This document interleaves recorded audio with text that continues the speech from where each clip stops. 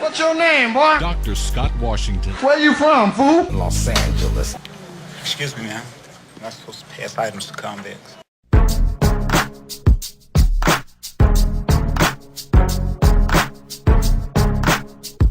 In 2004, the United States quietly became the leading incarcerator in the world, with a rate of 726 inmates for every 100,000 residents.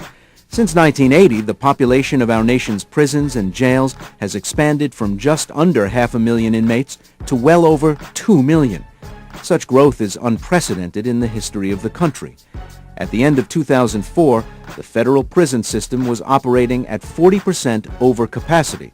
In spite of extensive prison building in the 1980s and 90s, 31 state prison systems find themselves in similar or worse situations. This dramatic rise in incarceration is in large part the result of tougher sentencing mandates, such as 3 strikes and you're out laws, which require a life sentence for a third conviction.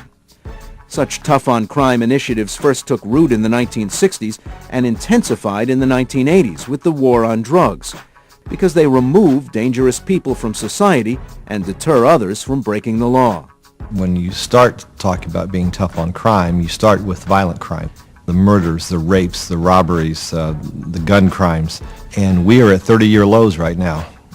And you can look at the reductions over those years, and they're double-digit, sometimes as much as 25-28% reductions over the last 30 years. Tough-on-crime policies do seem to be having the desired impact, as crime rates have fallen steadily over the last decade. But many within the criminal justice system say the correlation between incarceration and crime rates is unproven, and that any gains from mandatory sentencing have come at the expense of individualized justice. It robs us of the ability to determine, in the best interests of the individual before him or her, in the best interests of the community, and in the best interests of the victim. It destroys our ability to determine who belongs in prison and who does not. Critics say that tough-on-crime policies have as much to do with exploiting fear as they do with maintaining law and order. Inundated by a constant stream of media images depicting the aftermath of violent crime, many Americans have come to believe that crime rates are far higher than statistics indicate. I think most of the crime issue is motivated by politics and media.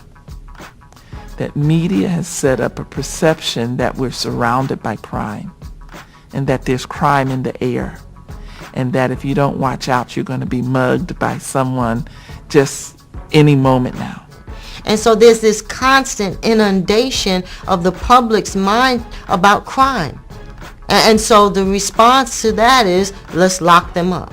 And it's this fear-driven, and it's irrational, it's illogical.